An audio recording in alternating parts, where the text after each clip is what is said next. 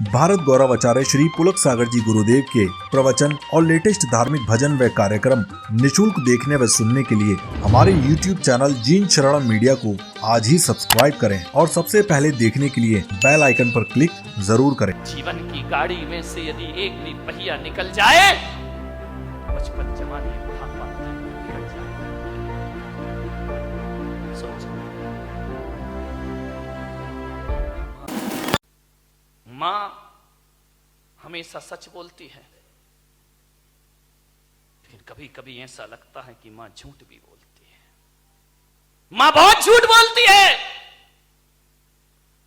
मां से बड़ा झूठा कोई नहीं है, क्योंकि जब घर में रोटियां नहीं होती ना खाने को, और जब बच्चे को रोटी परोसती है और बच्चा कहता है मां तुम भी खाओ, तो पहली बार मां झूठ बोलती है कि बेटा मेरा पेट भरा हुआ है, मैं खा चुकी हूं, ध्यान रखिए।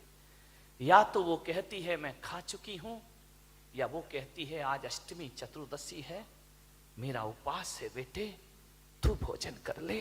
इतना झूठ मां बोला करती है। एक बात याद रखना, एक बार जिंदगी में, केवल एक बार जीवन में ऐसा होता है कि जब हम धरती पर आए थे और जब पहली बार हम रोए थे तो मां हंस रही थी। ध्यान रखना, जब जन्म होता है तो हम रोते हैं और मां के चेहरे पर मुस्कुराहट आती है कि मेरे बच्चे का जन्म हो गया है। पहली बार ऐसा होता है कि एक बार बेटा रोता है और मां हंसती है। उसके बाद जिंदगी में कभी वो क्षण लौट के नहीं आते। बेटा रोता है तो मां की आंखों में से आंसू बह जाया करते हैं। बेटे के रोने पर मां हंसी हो, ऐसा दोबारा जीवन में कभी नहीं होता है, केवल जन्म के समय होता है। लेकिन वो मां भूल जाती है कि आज मेरा हंसना कल मेरे लिए जिंदगी भर के आंसू बन जाएंगे। ध्यान रखिए, कितनी मन्नतें मांगती है वो मां।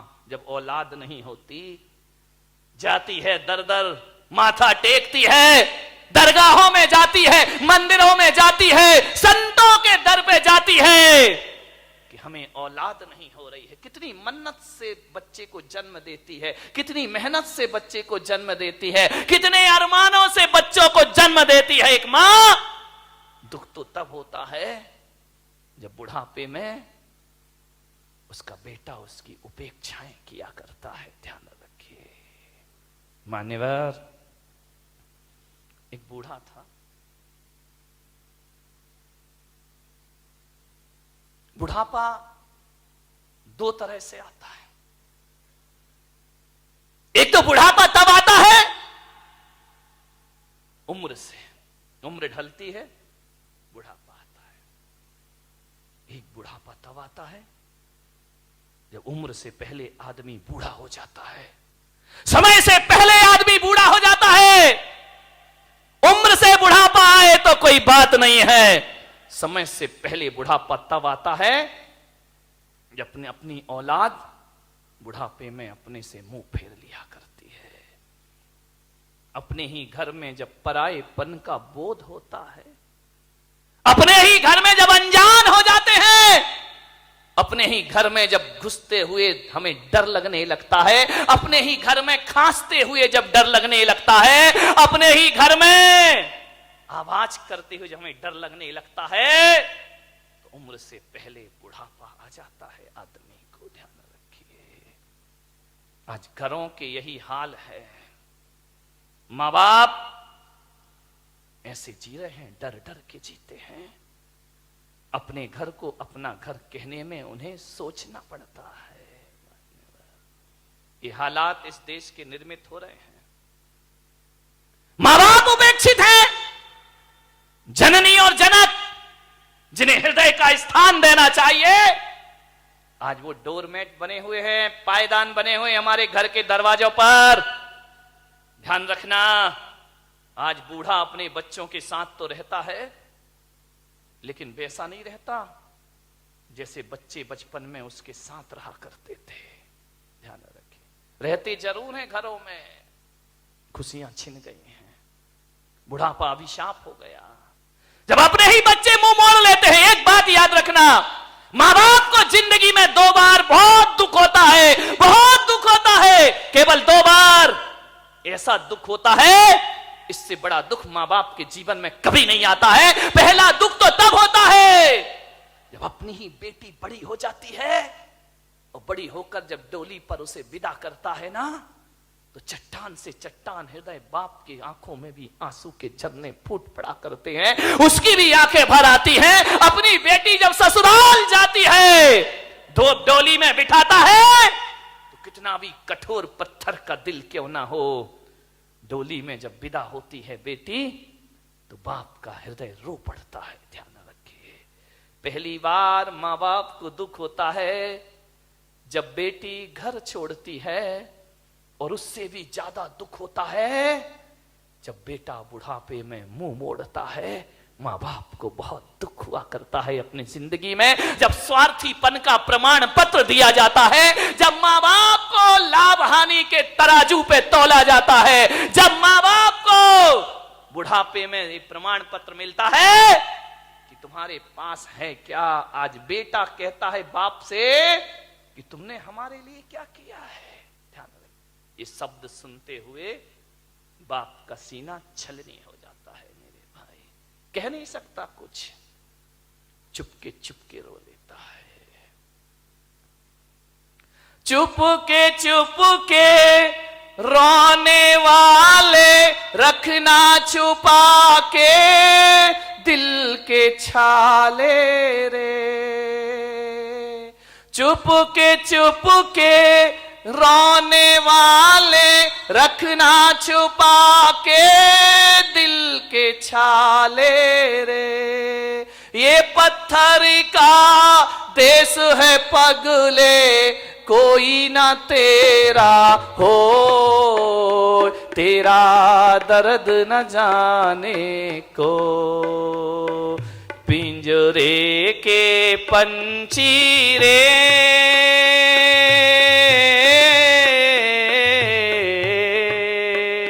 तेरा दर्द न जाने को, तेरा दर्द न जाने को। बाहर से तू खामोश रहे और भीतर भीतर रोए रे, है भीतर भीतर रोए, तेरा दर्द न जाने को, तेरा दर्द न जाने को। पिंजरे के पंछी रे, कह ना सके तू अपनी कहानी, तेरी भी पंछी क्या जिंदगानी रे। ओ कह ना सके तू अपनी कहानी, तेरी भी पंछी क्या जिंदगानी रे। विधि ने तेरी कथा लिखी, आंसू में कलम डुबो, तेरा दर्द न जाने को।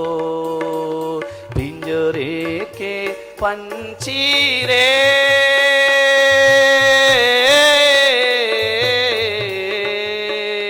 तेरा दर्द न जाने को। मान्यवर, भीतर ही भीतर रोते हैं माँ बाप, महफिल में मुस्कुराते हैं माँ बाप। कारण है मान्यवर, बूढ़ा हो गया वो बाप, शरीर सूख गया। बुढ़ापा क्या है? जंग लगा लोहा। लोहे पर जंग लगता है जब पानी की मार पड़ती है, और जिंदगी को जंग लगता है जब अपनी औलाद का दुष्कार मिला करता है, जब अपनी औलाद से उपेक्षाएं मिला करती हैं। एक बात अंतर इतना है कि लोहे को जंग बाहर से लगता है, और जिंदगी को जंग भीतर से लगा करता है। बाहर की जंग को मिटाने के लिए कोई रेख मार्ग मिल जाता है बाजार में, मगर भीतर की जंग मिटाने का कोई भी उपाय हमारे पास नहीं हुआ करता है। उस बूढ़े ने बच्चों को पढ़ाया लिखाया, उसकी पत्नी की मौत हो गई,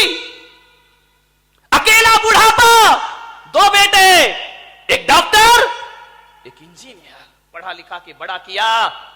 बड़ा आश्चर्य होता है मुझे कि एक बाप अपने 4 बेटों को पढ़ा लिखा के योग्य बना देता है, अपने 4 बच्चों को खिला देता है एक बाप, लेकिन 4 बच्चे मिलकर के बुढ़ापे में एक बाप को रोटियां नहीं दे सकते हैं। मेरे भाई, जब छोटे थे तो इस बाप ने तुम्हें खिलाया था, पिलाया था, आज बुढ़ापा है, 4 बच्चे रोटियां नहीं दे सकते उसको।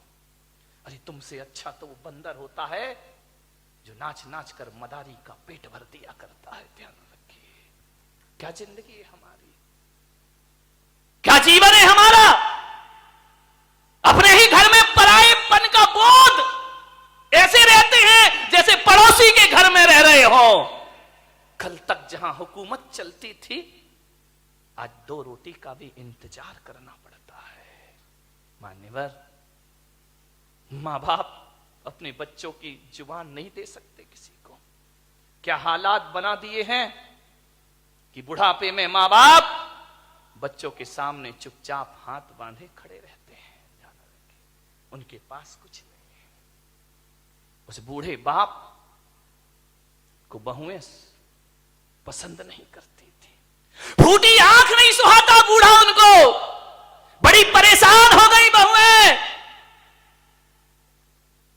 बूढ़े बाप ने देखा, यार इन बच्चों को मैंने पाला पोसा बड़ा किया, आप विचार तो करो एक बार। माँ बाप की तपस्याएं, मैं संत हूं, मैं दिगंबर संत हूं, लेकिन आज मैं आपके सामने कह रहा हूं कि 23 साल हो गए मुझे सन्यास में रहते रहते, लेकिन मैं विश्वास के साथ कहता हूं कि 23 साल में जितनी तपस्या मैंने नहीं की होगी, उससे ज्यादा तपस्या मेरी मां ने मुझे पालने में की होगी। क्या पाते हो तुम अपनी जिंदगी में? मां बाप के एहसान। बड़ा आश्चर्य होता है कि जिस मां ने 9 महीने तुम्हें कोख में रखा, बुढ़ापे में उसको कमरे में नहीं रख सकते हो तुम। ध्यान रखिए, जिस मां ने आंचल का दूध पिलाया, उस मां को मटके का पानी नहीं पिला सकते हो। जिस मां ने, विचार करिए, आज जो तुम बोल रहे हो, अरे बेकार है वो औलाद जो अपने बाप को चुप कहती हो। ध्यान रखिए, कैसी औलाद है। मां बाप कुछ बोलते हैं तो बच्चा कहता है आप चुप रहिए। अरे जीभ गल के गिर जाना चाहिए आपकी। मां बाप को कहते हो चुप रहिए, जिसने बोलना सिखाया। जब तुम पैदा हुए थे तुम्हें तो बोलना भी नहीं आता था। बताइए सबसे पहले बोलना किसने सिखाया था? इस मां बाप ने। और इसी दिन के लिए सिखाया था कि जब तू बोलना सीख जाए तो हमें कहना कि तुम चुप रहो। ध्यान रखिए मान्यवर, मां बाप के एहसानों से मुक्त नहीं हो सकते कभी। जब तुम्हें चलते नहीं बनता था ना, किसने चलना सिखाया था? बताइए, उंगली पकड़ के किसने चलना सिखाया था? इस मां ने सिखाया था, इस पिता ने सिखाया था। ये तुम्हारे लिए घोड़ा बना था, तुम उसकी पीठ पर सवार हुए थे। कितना खुश होता था वो बाप जब तुम पहली बार चलना सीखे थे। चलते थे, गिर जाते थे, चलते थे, जैसे ही गिरने लगते थे पापा आकर पकड़ लिया करते थे। एक बात तो बता दो, युवाओं से मेरा निवेदन है, जब तुमसे चलते नहीं बनता था तो मां बाप ने उंगली पकड़ी थी, और आज उनसे चलते नहीं बनता तो तुम उनका हाथ नहीं पकड़ सकते हो। तुम्हें उनका हाथ पकड़ने में शर्म आती है, तुम्हें गाड़ी में बिठा के मंदिर ले जाने में शर्म आती है, तुम्हें शर्म आती है अपने मां बाप को सहारा देने में। वाह रे इंसान, विचार करिए। याद है तुम्हें जब बचपन में स्कूल जाते थे तो मां क्या करती थी? तुम्हारे टिफिन में 2 रोटी रखती थी। बेटा पढ़ाई भी करना, भूख लगे तो ये रोटियां खा लेना। स्कूल में रहने के बाद भी मां तुम्हारा ख्याल रखती थी। और जब स्कूल जाते थे तो मां पिता 1 रुपया 2 रुपया तुम्हारी जेब में डाल दिया करता था। विचार करो आप कि जिस मां ने टिफिन में 2 रोटियां रखी हैं, बुढ़ापे में आज उस मां की थाली में 2 रोटी नहीं है। और जिस बाप ने जेब में पैसे डाले थे, आज वो बाप बिना पैसे के घर में जिंदगी जी रहा है। एक एक पैसे को तरसता है, उसे शर्म आती है अपनी औलाद से पैसा मांगने में। एक बात तो बता दो, युवाओं से मेरा निवेदन है कि बचपन में तुमने पिता की जेब से पैसे निकाले थे तो पिता तो गुस्सा नहीं हुए थे ना। पिता तो सोचते थे बच्चा है, निकाल लिया, खर्च करेगा, कोई बात नहीं है। बचपन में पिता के जेब से पैसे निकालते तब पिता को गुस्सा नहीं आया, और आज बुढ़ापे में बाप यदि तुम्हारी जेब से पैसा निकाले तो तुम्हें गुस्सा क्यों आता है? मैं आपसे पूछना चाहता हूं, युवाओं से मेरा प्रश्न है, आज आपको गुस्सा क्यों आता है? आज पिता को इजाजत क्यों लेना पड़ती है? एक बात आपसे निवेदन करने जा रहा हूं, मान्यवर, जब तुम छोटे थे ना, ये वही बाप है, तुम्हारे घर में एक चिड़िया आती थी, तुम बचपन में छोटे में पूछते थे पापा ये क्या है? पापा कहते थे बेटा चिड़िया है। फिर थोड़ी देर बाद चिड़िया आती थी, पापा ये क्या है? बेटा ये चिड़िया है। फिर चिड़िया आई, पापा ये क्या है? तुमने 10 बार पूछा, बाप ने 10 बार बताया बेटा ये चिड़िया है। पापा को गुस्सा नहीं आया ना? और जब बुढ़ापे में एक बाप किसी बात को 2 बार पूछ लेता है तो आप कहते हो तुम्हें एक बार का समझ में नहीं आता है, बार बार पूछते रहते हो। कितनी बार समझाऊं तुमको? बताओ, तुमने 10 बार पूछा तो पापा ने गुस्सा नहीं किया, आज पापा ने 2 बार पूछ लिया तो तुमको गुस्सा आ गया। तुम कहते हो कि मां बाप जिद करते हैं, बुढ़ापे में परेशान करते हैं। तुमने भी बहुत जिद की थी जब तुम अपने मां बाप के साथ बाजार गए थे, खिलौने के लिए मचल गए थे, पापा यही खिलौना लूंगा, पापा के पास पैसे नहीं थे, पापा मुझे यही वाला चाहिए। सोचिए, आप विचार करिए, बाप के पास कुछ नहीं था, तुमने डिमांड की, तुमने जिद की, तुम भी तो सड़क पर मचल गए थे, बाजार में रोने लगे थे, तब पापा को गुस्सा नहीं